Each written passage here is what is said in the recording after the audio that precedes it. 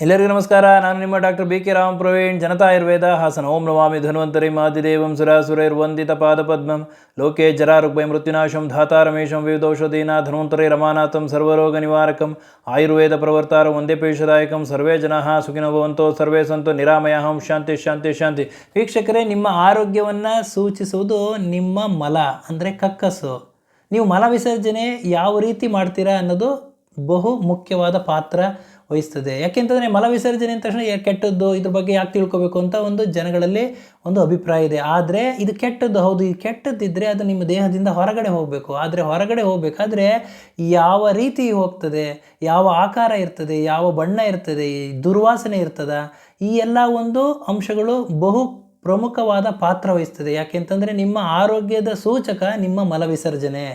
ನಿಮ್ಮ ದೇಹದ ಒಳಗಡೆ ಆರೋಗ್ಯ ಹಾಗೂ ಅಂಗಾಂಗಗಳ ಆರೋಗ್ಯ ಯಾವ ರೀತಿ ಇದೆ ಅನ್ನೋದನ್ನು ಸೂಚಿಸ್ತಕ್ಕಂತಹದ್ದು ನೀವು ಮಲ ವಿಸರ್ಜನೆ ಮಾಡುವ ರೀತಿ ಯಾವ ರೀತಿ ಇರುತ್ತೆ ಅನ್ನೋದು ಬಹುಮುಖ್ಯ. ಆದ್ದರಿಂದ ಇವತ್ತಿನ ಒಂದು ಸಂಚಿಕೆಯಲ್ಲಿ ಮಲ ವಿಸರ್ಜನೆಯ ಬಗ್ಗೆ ತಮಗೆ ಸಂಪೂರ್ಣವಾದ ಒಂದು ಮಾಹಿತಿಯನ್ನು ತಿಳಿಸ್ಕೊಡ್ತೀನಿ. ಆಯುರ್ವೇದದಲ್ಲಿ ಸರ್ವೇ ರೋಗಾ ಮಲಾವಶಃ ಲಂಘನಂ ಪರಮೌಷಧಂ ಅಂತ ಹೇಳಿದ್ದಾರೆ. ಅಂದರೆ ಸರ್ವೇ ರೋಗ, ಎಲ್ಲ ರೋಗಗಳಿಗೂ ಮೂಲ ನಿಮ್ಮ ಮಲ ವಿಸರ್ಜನೆ ಯಾವ ರೀತಿ ಇದೆ ಅನ್ನೋದು, ನೀವು ಯಾವ ರೀತಿ ಕಕ್ಕಸ್ಗೆ ಹೋಗ್ತೀರಾ ಅನ್ನೋದು, ಆ ಕಕ್ಕಸ್ ಯಾವ ಬಣ್ಣ ಇರ್ತದೆ, ಯಾವ ರೀತಿ ಇರ್ತದೆ ಅನ್ನೋದು ಬಹು ಮುಖ್ಯ ಪಾತ್ರ ವಹಿಸ್ತದೆ. ಹಾಗಾಗಿ ಸರ್ವೇ ರೋಗ ಮಲಾವಶಃ ಲಂಘನಂ ಪರಮೌಷಧಂ ಅಂತಂದರೆ ನೀವು ಉಪವಾಸ ನಿಮ್ಮ ಆರೋಗ್ಯವನ್ನು ಹೆಚ್ಚು ಮಾಡ್ತದೆ. ಆದ್ದರಿಂದ ಈ ಮಲ ವಿಸರ್ಜನೆ ಯಾವ ರೀತಿ ಇದ್ದರೆ ನಿಮ್ಮ ದೇಹದ ಸ್ಥಿತಿ ಯಾವ ರೀತಿ ಇರುತ್ತೆ ಅನ್ನೋದನ್ನು ತಿಳ್ಕೊಳ್ಳೋಣ. ಸಾಮಾನ್ಯವಾಗಿ ಆರೋಗ್ಯವಂತನಾದ ಮನುಷ್ಯನಲ್ಲಿ ಮಲ ವಿಸರ್ಜನೆ ಸರಾಗವಾಗಿ ಸುಲಭವಾಗಿ ಆಗ್ತದೆ. ಹಾಗೂ ಮಲದ ಬಣ್ಣ ಬ್ರೌನ್ ಅಥವಾ ಕಂದು ಬಣ್ಣ ಇರ್ತದೆ. ಇದಕ್ಕೊಂದು ಆಕಾರ ಇರ್ತದೆ.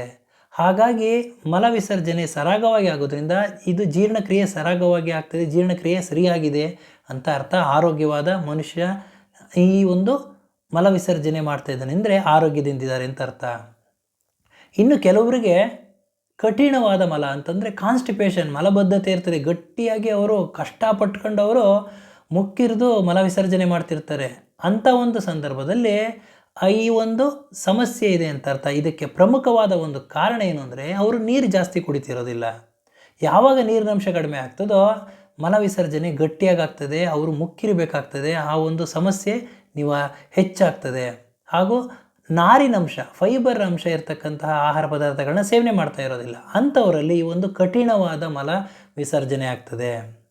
ಇನ್ನು ಕೆಲವರಲ್ಲಿ ತೀರಾ ಒಂದು ಸಡಿಲವಾದ ಮಲ ಅಂತಂದರೆ ಲೂಸ್ ಮೋಷನ್ ಥರ ತೆಳ್ಳಗೆ ಮಲ ವಿಸರ್ಜನೆ ಆಗ್ತಿರ್ತದೆ. ಇದಕ್ಕೆ ಕಾರಣ ಏನು ಅಂತಂದರೆ ಯಾವುದಾದ್ರೂ ಸೋಂಕು, ಇನ್ಫೆಕ್ಷನ್ ಆಗಿದ್ದರೆ ಈ ರೀತಿ ಮಲ ವಿಸರ್ಜನೆ ಆಗ್ತದೆ. ಅಥವಾ ಅಜೀರ್ಣ ಸಮಸ್ಯೆ ಇತ್ತು ಅಂದರೆ ಈ ರೀತಿ ಮಲ ವಿಸರ್ಜನೆ ಆಗ್ತದೆ. ಇನ್ನು ಕೆಲವರಲ್ಲಿ ಮಲ ವಿಸರ್ಜನೆ ಆದಾಗ ಮಲದ ಒಂದು ಬಣ್ಣ, ಈ ಕಕ್ಕಸಿನ ಬಣ್ಣ ಕಪ್ಪು ಬಣ್ಣ ಇರ್ತದೆ. ಕಪ್ಪು ಬಣ್ಣ ಇತ್ತು ಅಂತಂದರೆ ಅವರ ಅಂಗಾಂಗದಲ್ಲಿ, ದೇಹದ ಒಳಗಡೆ, ಹೊಟ್ಟೆ ಒಳಗಡೆ ಎಲ್ಲೋ ರಕ್ತಸ್ರಾವ ಇದೆ ಅಂತ ಅರ್ಥ. ಅಂಗಾಂಗಗಳಲ್ಲಿ, ಒಳ ಅಂಗಾಂಗಗಳಲ್ಲಿ ಏರುಪೇರಾಗಿದೆ ಅಂತ ಅರ್ಥ. ಜೀರ್ಣಕ್ರಿಯೆ ಏರುಪೇರಾಗಿದೆ ಅಂತ ಅರ್ಥ. ಆದ್ದರಿಂದ ಈ ರೀತಿ ಕಪ್ಪು ಬಣ್ಣದ ಮಲ ವಿಸರ್ಜನೆ ಮಾಡ್ತಾರೆ. ಇನ್ನು ಕೆಲವೊಬ್ಬರು ಹಳದಿ ಬಿಳಿ ಬಣ್ಣ ಇರ್ತದೆ ಮಲ ವಿಸರ್ಜನೆ. ಈ ರೀತಿ ಮಲ ವಿಸರ್ಜನೆ ಇತ್ತು ಅಂತಂದರೆ ಅವರ ಲಿವರ್ನಲ್ಲಿ ಈ ಒಂದು ಸಮಸ್ಯೆ ಇರಬಹುದು, ಅಜೀರ್ಣ ಸಮಸ್ಯೆ ಇರ್ತದೆ, ಪಿತ್ತದ ಒಂದು ಏರುಪೇರಾಗಿರ್ತದೆ. ಅಂಥ ಒಂದು ಸಂದರ್ಭದಲ್ಲಿ ಈ ಒಂದು ಮಲ ವಿಸರ್ಜನೆ ಬಿಳಿ ಬಣ್ಣ ಅಥವಾ ಈ ಒಂದು ಹಳದಿ ಬಣ್ಣದಲ್ಲಿ ಇರ್ತದೆ.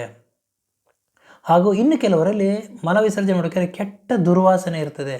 ಈ ದುರ್ವಾಸನೆ ಇದೆ ಅಂತಂದರೆ ಜೀರ್ಣಕ್ರಿಯೆ ಸರಾಗವಾಗಿ ಆಗ್ತಿಲ್ಲ, ನೀರು ಸರಿಯಾಗಿ ಕುಡಿತಿಲ್ಲ, ನಾರಿನಂಶ ಸರಿಯಾಗಿ ತಗೋತಾ ಇಲ್ಲ ಅಂತ ಅರ್ಥ. ಮಲ ವಿಸರ್ಜನೆಯಲ್ಲಿ ಈ ಗಟ್ಟಿಯಾದ ಮಲ ವಿಸರ್ಜನೆ, ನಮ್ಮ ದೇಹದಲ್ಲಿ 3 ದೋಷಗಳಿದೆ: ವಾತದೋಷ, ಪಿತ್ತದೋಷ, ಕಫದೋಷ. ವಾತದೋಷ ಅಧಿಕವಾದಾಗ, ವಾಯು ಅಧಿಕವಾಗಿದ್ದಾಗ ಕಠಿಣವಾದ ಒಂದು ಮಲ ವಿಸರ್ಜನೆ ಆಗ್ತದೆ. ಪಿತ್ತದೋಷ ಆದಾಗ ಒಂದು ತೆಳುಗೆ, ಒಂದು ಸಡಿಲವಾದ ಮಲ ವಿಸರ್ಜನೆ ಆಗ್ತದೆ.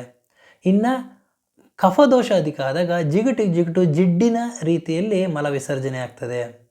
ಆದ್ದರಿಂದ ಈ ರೀತಿಯೆಲ್ಲ ಮಲ ವಿಸರ್ಜನೆ ಏರುಪೇರಾದ ಸಂದರ್ಭದಲ್ಲಿ ನಿಮ್ಮ ಆರೋಗ್ಯದಲ್ಲಿ ಏರುಪೇರಾಗಿದೆ ಅಂತ ಅರ್ಥ. ಯಾಕೆಂದರೆ ಮಲ ವಿಸರ್ಜನೆ ನಿಮ್ಮ ಆರೋಗ್ಯದ ಸೂಚಕ. ಹಾಗಾಗಿ ಇದಕ್ಕೆ ಪರಿಹಾರ ಏನು ಅಂತಂದರೆ ಹೆಚ್ಚೆಚ್ಚು ನೀವು ನೀರು ಕುಡಿಬೇಕಾಗ್ತದೆ. ಸರಿಯಾದ ಸಮಯಕ್ಕೆ ನಿದ್ದೆ, ಸರಿಯಾದ ಸಮಯಕ್ಕೆ ಎದ್ದೇಳೋದು, ಹಾಗೂ ನಾರಿನಂಶ ಇರತಕ್ಕಂಥ ಆಹಾರ ಪದಾರ್ಥಗಳನ್ನ ಹೆಚ್ಚು ಸೇವನೆ ಮಾಡ್ತಕ್ಕಂಥದ್ದು ಹಾಗೂ ಸೊಪ್ಪು ತರಕಾರಿಗಳನ್ನ ಹೆಚ್ಚು ಸೇವನೆ ಮಾಡ್ತಕ್ಕಂಥದ್ದು, ಸಮಯಕ್ಕೆ ಸರಿಯಾದ ಆಹಾರ, ಸಮಯಕ್ಕೆ ಸರಿಯಾದ ನಿದ್ದೆ ಬಹುಮುಖ್ಯ ಪಾತ್ರ ವಹಿಸ್ತದೆ. ಒತ್ತಡ ರಹಿತ ಜೀವನ, ಈ ರೀತಿ ಮಾಡೋದ್ರಿಂದ ಈ ಒಂದು ಸಮಸ್ಯೆಗಳನ್ನ ನೀವು ನಿವಾರಣೆ ಮಾಡ್ಕೋಬೋದು. ಹಾಗಾದರೆ ಯಾವಾಗ ವೈದ್ಯರನ್ನು ಕಾಣಬೇಕು ಅಂತಂದರೆ, ನಿಮ್ಮ ಮಲವಿಸರ್ಜನೆಯಲ್ಲಿ ಏನಾದರೂ ಏರುಪೇರಿತ್ತು ಅಂತಂದರೆ, ಕಪ್ಪು ಬಣ್ಣದ ಮಲವಿಸರ್ಜನೆ ಆಗ್ತಾಯಿತ್ತು ಅಂದರೆ, ತುಂಬಾ ಹೊಟ್ಟೆ ನೋವು ಬರ್ತಾಯಿತ್ತು, ಕಿಬ್ಬೊಟ್ಟೆ ನೋವು ಬರ್ತಾಯಿತ್ತು, ತೂಕದಲ್ಲಿ ಏರುಪೇರು ಆಗ್ತಾಯಿದ್ರಿ, ದಿನೇ ದಿನೇ ತೂಕ ಕಡಿಮೆ ಆಗ್ತಾಯಿತ್ತು ಅಂತಂದರೆ ತಕ್ಷಣ ಹತ್ತಿರವಿರುವ ತಜ್ಞ ವೈದ್ಯರನ್ನು ಭೇಟಿಯಾಗಿ ಸೂಕ್ತ ಸಲಹೆ ಸೂಚನೆಯ ಮೇರೆಗೆ ಔಷಧೋಪಚಾರಗಳನ್ನ ಮಾಡ್ಕೋಬೇಕು ಅಂತ ಹೇಳ್ತಾ ಇವತ್ತಿನ ಒಂದು ಸಂಚಿಕೆಯನ್ನು ಮುಗಿಸ್ತಾ ಇದ್ದೀನಿ. ನನ್ನ ಈ ವಿಡಿಯೋ ತಮಗೆ ಇಷ್ಟವಾಗಿದ್ದಲ್ಲಿ ಲೈಕ್ ಮಾಡಿ, ಶೇರ್ ಮಾಡಿ ಹಾಗೂ ನನ್ನ ಎಲ್ಲ ಮುಂದಿನ ವಿಡಿಯೋಗಳಿಗಾಗಿ ಸಬ್ಸ್ಕ್ರೈಬ್ ಮಾಡಿ. ಧನ್ಯವಾದಗಳು.